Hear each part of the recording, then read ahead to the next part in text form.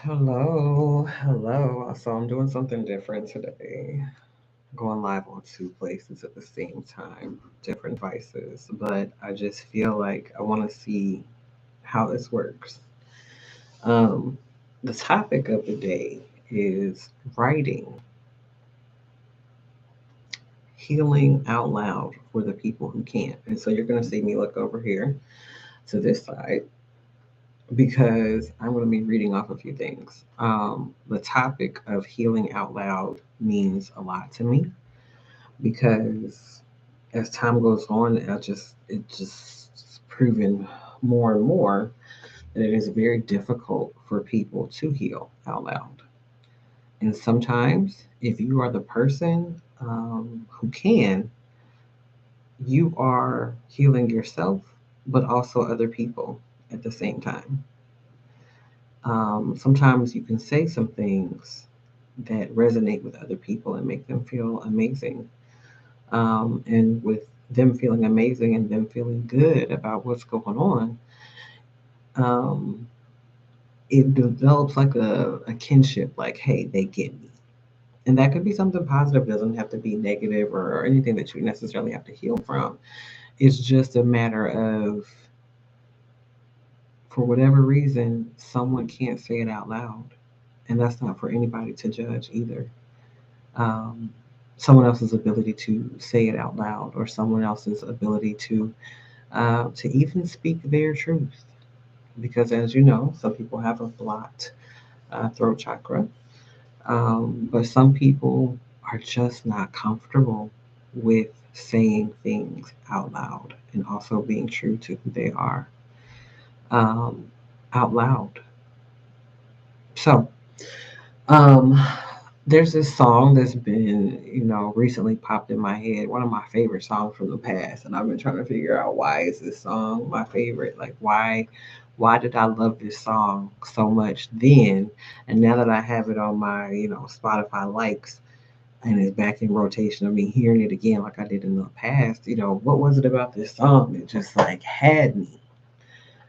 And I think, or not even I think, I know that the reason why it was such a big deal to me was because it was one of the probably the first song where I noticed someone speaking their truth. Not saying it's the first song ever, but it was the first song where I noticed someone speaking their truth. And the truth was not pretty, but they still spoke it. Somebody took the time to put that out um, and say it out loud. And the whole song is essentially about that, about how what they're feeling and how much they lie to other people to make it seem like they're okay. And I think on some level we have all done that and maybe still continue to do that, and that's fine. But what I want to do is read some of the lyrics. Some of you will know this, and some of you may be too young to know, and maybe your mom never played it for you. It says, well, I guess I'm trying to be nonchalant about it, and I'm going to extremes to prove I'm fine without you. But in reality, I'm slowly losing my mind. Underneath the guise of a smile, gradually, I'm dying inside. Friends ask me how I feel, and I lie convincingly because I don't want to reveal the fact that I'm suffering. So I wear my disguise till I go home at night and turn down all the lights, and then I break down and cry. And of all the Mariah Carey songs, like, she's always had so many songs that were just like deep impact songs, just like deep, hitting you hard type songs. Um, that one right there had me in a chokehold back then. Okay, that's Mariah Carey featuring Bone Thugs and Harmony. Um, that had me in a chokehold back then when it came out, but then now as a woman, because I was a child then, a woman who has been through some things, and not just for me, but also for the people that I serve, my clients. I'm floored, absolutely floored at um, how valid that is, because it's not easy to share your truth with other people. For one, it can be dangerous. You never know who's down for you and who's really about you, or who's really like um, safe to speak to. We all know there are people who will take your truth and throw it back in your face. And worse yet, take your truth and share it with others. And so when you're being vulnerable to other people, somebody says, "Hey, how you doing?" You know, "Oh, I'm all right." But deep down inside, you're breaking down. Well, why wouldn't you say that to that specific person or somebody random? Maybe because they're not safe. Maybe because you want to keep it preserved. And that's why people come see people like me. Is because one, by the nature of what I do, this is a confidential, safe space. Two, I don't have access to your family unless you give me access to your family. But even if I did have access to your family and your friends and your network, I'm not speaking on what was said and what you're going through. I'm not doing it. So when you speak with friends and family about how you really feel, all of us are not blessed to have a safe space to speak to somebody. It's just not a thing. However, what has been bothering me lately is how many people are really, really suffering alone. Um, every time somebody comes to see me for a reading, it's not necessarily about something superficial. It's a lot of times them trying to work out a very deep pain or maybe something they went through and they feel completely foolish about. And what happens is they go home and they suffer quietly. They beat themselves up. And so that's the most difficult part about it is knowing that that person's going to go home and say the worst things to themselves. That person doesn't have a support system that can be down for them. That person doesn't have um, a safe space in their community to talk, to express themselves, to be free, to feel supported. And I think that's what's been bothering me a lot lately is because I do understand that there are too many people out here who are lacking support, um, who by design, you would think, hey, I can talk to my family, I can talk to my friends. But it's like, imagine talking to somebody in your family about something that's bothering you. And then next thing you know, another family member who you didn't talk to is like, hey, you know how you going through so and so? Well, let me tell you. And to get chastised for what you expressed to somebody else in confidence. That happens. That has happened to me. That has happened to many people. So as we get older, we withdraw. And so people ask questions about, or say things like, oh, families aren't families no more. Families don't stick together no more. Da, da, da. You know why they don't stick together? Because y'all run your mouth. Because y'all speak on things that you shouldn't have spoke on. Because somebody came to you in confidence or somebody's having a very hard time. And instead of offering a safe space, instead of holding space, you're speaking on somebody in judgment. And some of you have the audacity to come, speak to that person, speak to them directly from a perspective of judgment when they never spoke to you in the first place. They spoke to the other person. They never asked you for your advice or your judgment. And so what happens is people develop a new sense of friendship, a new sense of family, the outside family, right? And it works out. A lot of times it works out. You find your tribe, you find your right group of people who are there for you. But other times you run into people who are doing the same thing, speaking on your business, judging you, using your hardship, your concern, your vulnerability as a source of entertainment. And I feel like as humanity, um, we need to really look at, you know, would I want somebody to do that to me? Um, would I want to experience one of the hardest times in my life and have someone expose that, judge it, then come back and talk to me about it like I asked them in the first place? And so I feel like we need to get back to the basics of, hey, what is holding space? Sometimes people need people to actually just hold space. And hold space means the confidential space. We speak on what we have going on, and that other person doesn't offer anything, any judgment at all. They just sit there and support. They are not listening to respond, they're listening to hold space. This is a safe space for you to express yourself. Now, granted, holding space does require a certain level of energy. So we have to ask ourselves, are we in a good place to hold space for somebody else? And then before you speak to that other person, ask if they have the energy to hold it. And that's something I would say I've been guilty of in the past,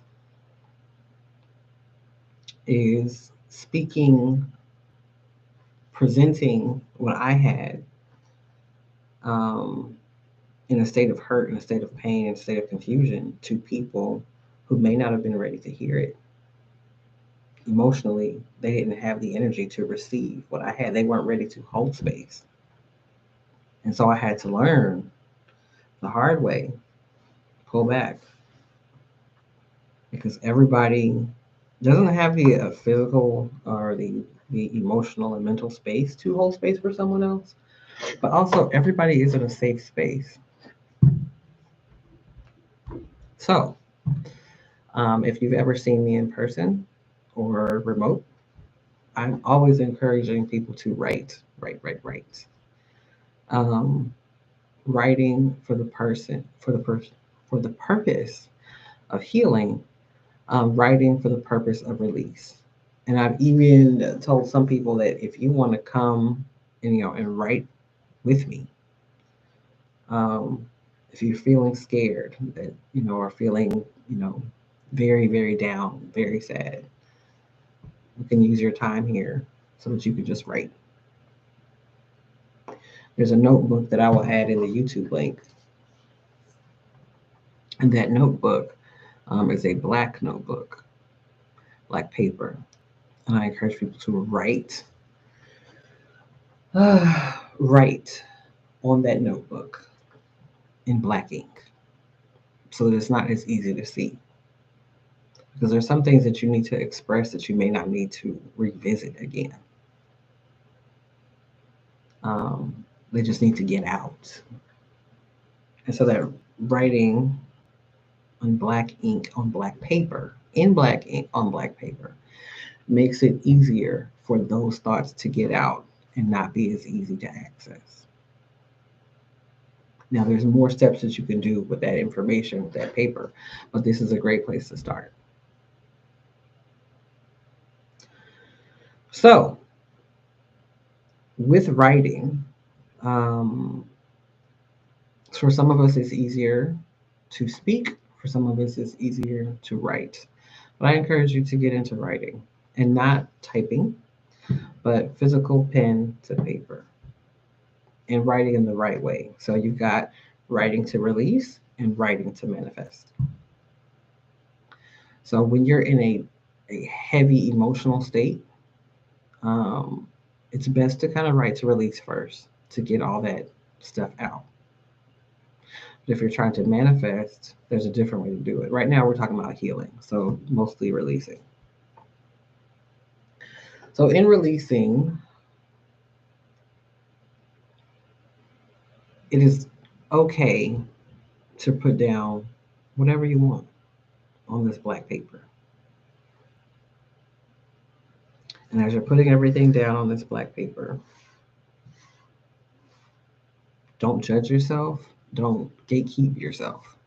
Let everything out. If it's something that you are afraid that another person will read, then you're going to have to get rid of it. But if it's something that you know you're going to obsess over later, definitely the black paper and the black ink. So back to healing out loud for other people. So that's a quote that I saw somewhere, a long time ago. Healing out loud for the people who can't. So I used to speak a lot out loud years ago, probably like 2017, 2018, 2016, that era. And I just kind of stopped. I went through a lot. I had a lot of things. That 2017 eclipse season was crazy. And so with that, I did a lot of healing inward. And I would be inspired to write poetry. And so the first book that I created, Everything But a Smile, was essentially a collection of pain inspired poems. Some of it is very sexual, but a lot of it is about my healing process and my decision to stay um, with my husband at the time. So, anyway, um, it was very difficult to let go of the book. It was very difficult to um, make the book. So I had to let go of it, like writing it. It was a collection of like writings I had had across different journals, across different apps for a long time. But putting it together was hard. Editing it was hard. Releasing it was very, very difficult. And there was only one time where I did an actual like public poetry reading. And I promise you, I cried like a baby speaking it and then saying it. I mean, I got like a standing ovation and everything, but I just could not. And because it's a matter of that level of out loud was a different story.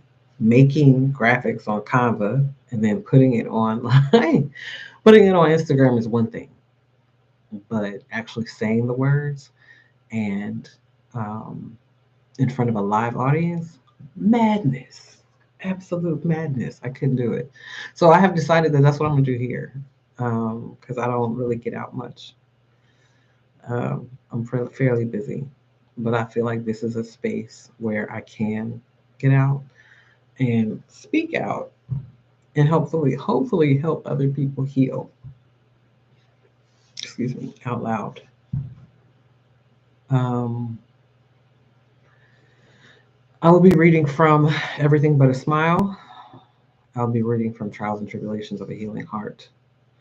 And when I speak on like healing out loud, let me tell you, there's so many different ways that I have hidden myself in these words.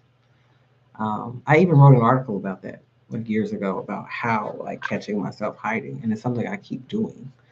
I have spoke on some of these poems, recited them, and like made audio clips and put them on my website, which currently has a tier system of like a free and a paid program. Um, and I was all like, all right, cool. I'll say these poems and I'll put them over there, and only the paid people can do it, can see it. But that's not really what it's for. Yeah, I want you to buy the books, but to create another space, another level to where people can't access it, I think it's just counterproductive to what it's for. It's for healing. So I'm going to remove the paid program on my website so that all material is free.